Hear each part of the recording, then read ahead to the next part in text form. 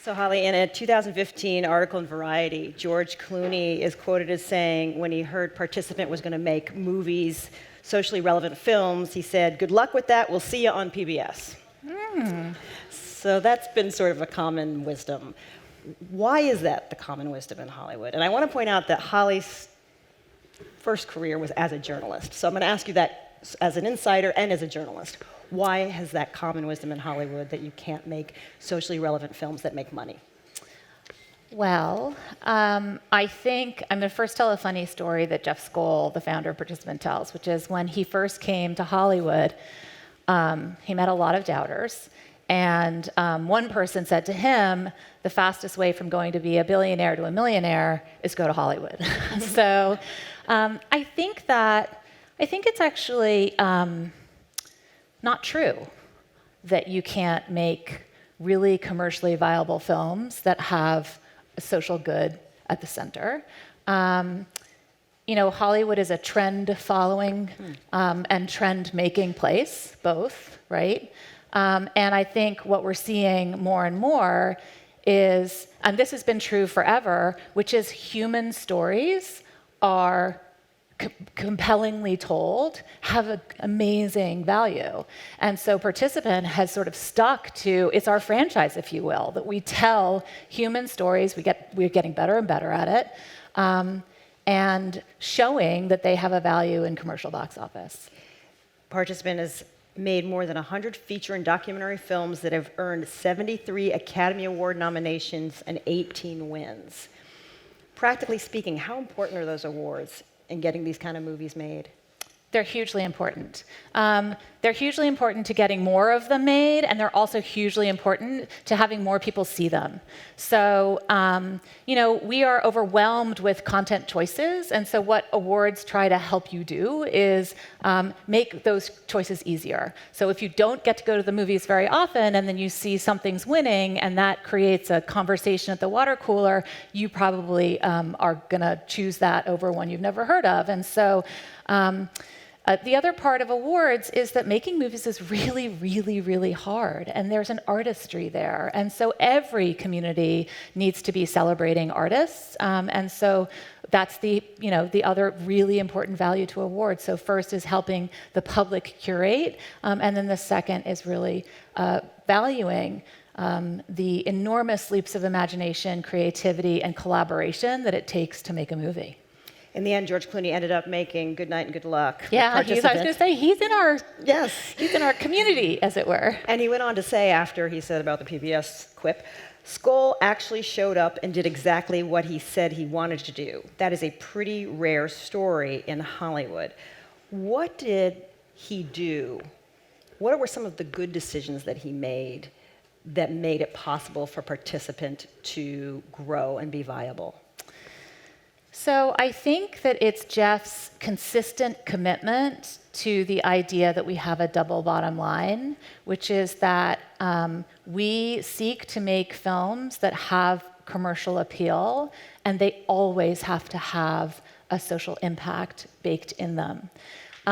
And that consistent commitment on the commercial side provides a lens for decision making that really pushes us towards bridging from sort of the independent film world into the mainstream, and that's an important role that Participant plays.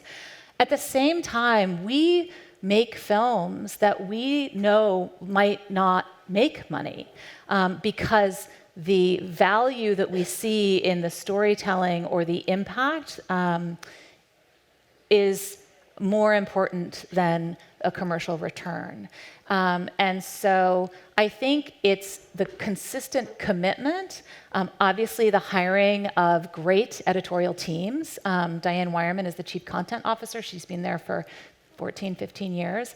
It's always a team that makes things possible. So I think those are the two elements, a consistent commitment and a team that really lives its values every day. Do you think that having a culture like the one that has been created at Participant, we're talking about places and companies that have purpose. Yeah. Does it have to be in companies where it's originally part of the company? You've worked at other big places. And sometimes legacy places have a hard time changing and adjusting.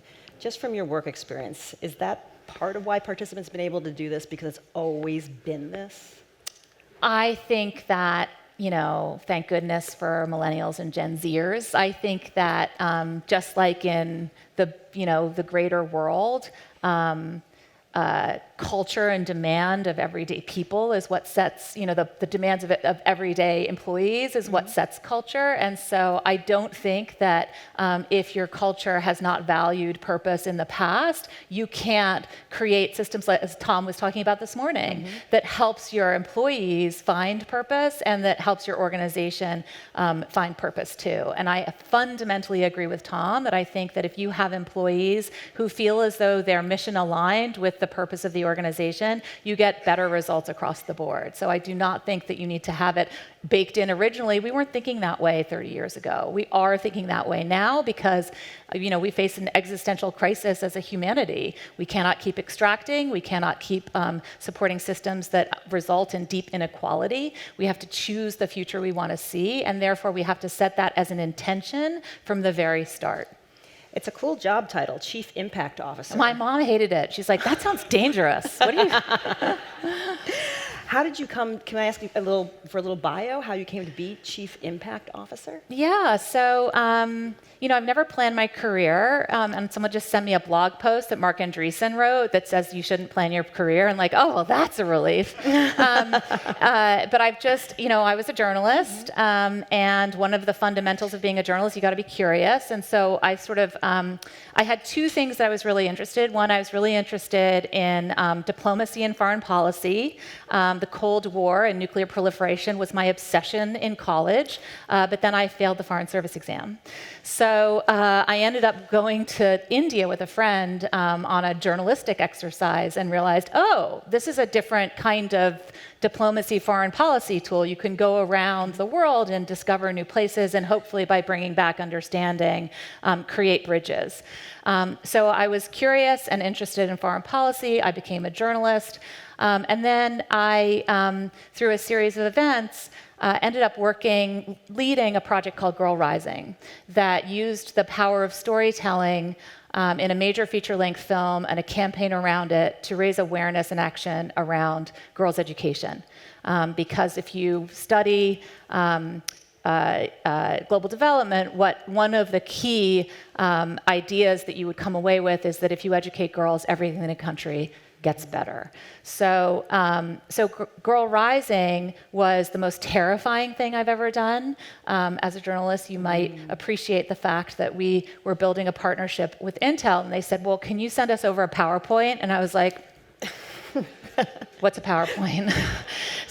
But at Intel, unless it's in a PowerPoint, bridging cultures, it actually doesn't exist as an idea. So I very quickly learned how to do PowerPoints and strategic planning and pitching and conversation, and so that was a sort of baptism by fire building Girl Rising. And really the idea was this central film surrounded by a set of key partners who believed as passionately as we did that girls' education was vital to changing the future of our world, and activating those partners as the film came into the world.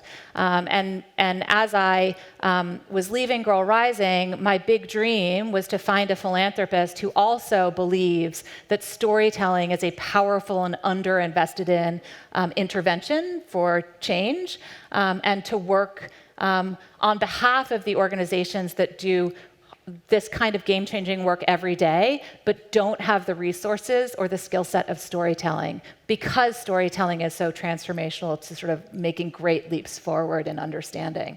And a friend of mine from grade school, actually, who works at Headhunter, sent the job description to me and said, Holly, I read this job description and I thought of you. And I opened it and I was like, dream job. So then I calmed down and went through the process and hoped for the best. So when you are creating a social impact campaign around one of your films, what are some of the first questions that you ask? And then what are some of the first action items? So the way I've started to think about our work on our impact team is that if the movie is the what, it's the piece of art that's been created, the impact campaign is all about the why. So why does that piece of content have relevance in the world? Why is this a participant movie? And normally, somebody on the film team holds the answer to the why. Sometimes it's the director, sometimes it's the screenwriter, sometimes in the case of Hinemi Malala, it's the protagonist at the center of the film.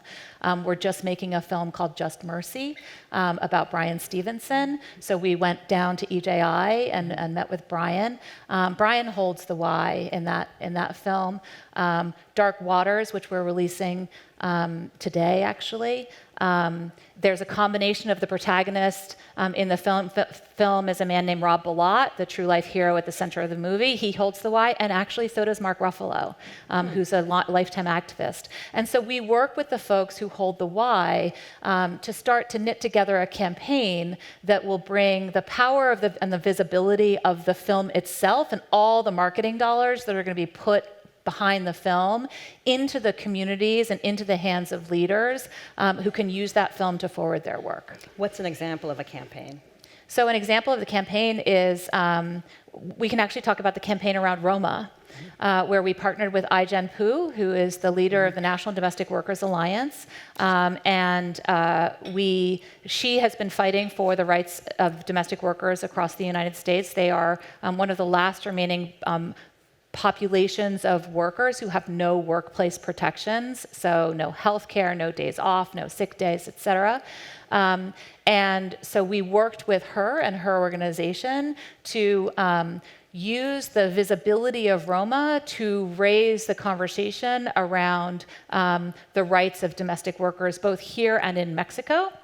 And as a result, a new Domestic Workers Bill of Rights has been introduced in Congress. And in Mexico, the day after the Oscars, the president of Mexico announced his commitment to passing a Domestic Workers Bill of Rights in Mexico, which was enacted in June and is now law, protecting 2.2 million domestic workers across Mexico for the first time in history.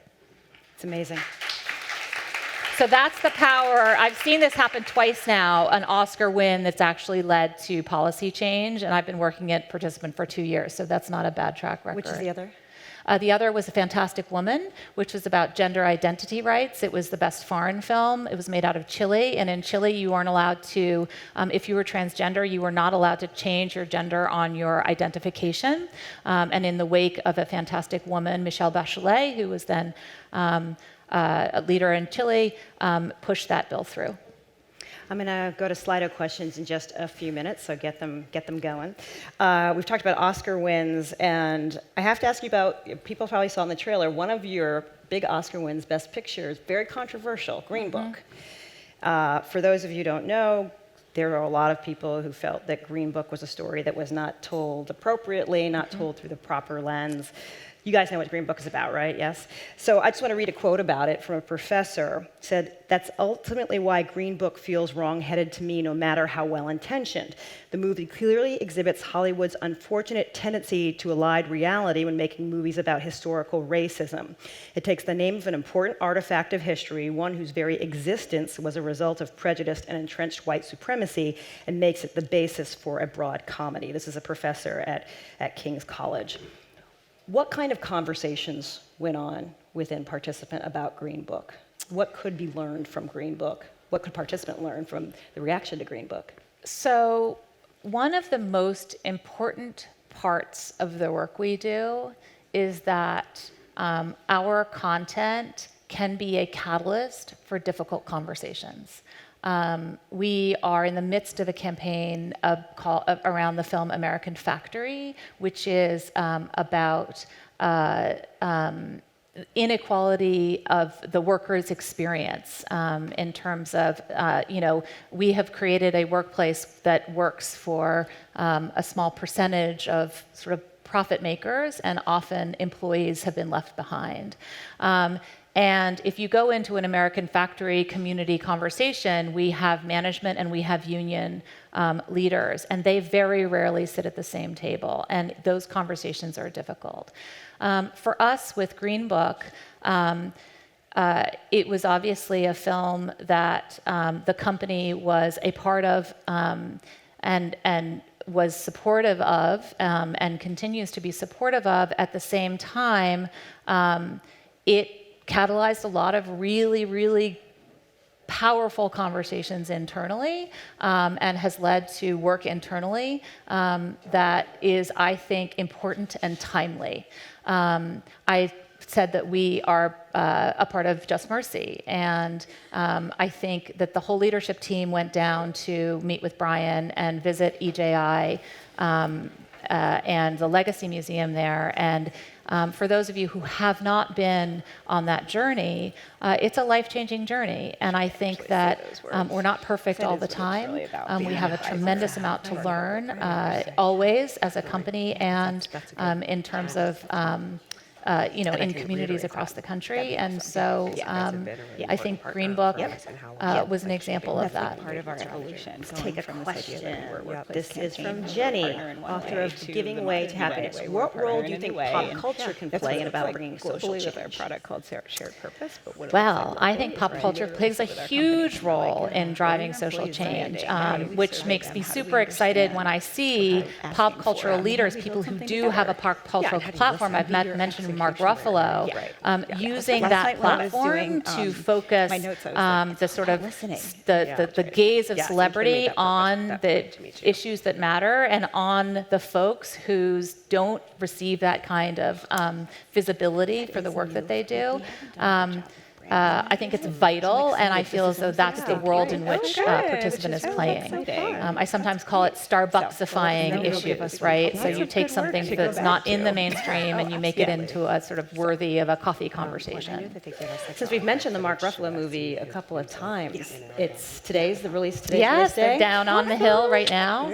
So we have a little bit of the trailer. I thought we were Let's too. play a little bit of the trailer for Dark this. Waters. A street full. What is the campaign that goes with Dark Waters?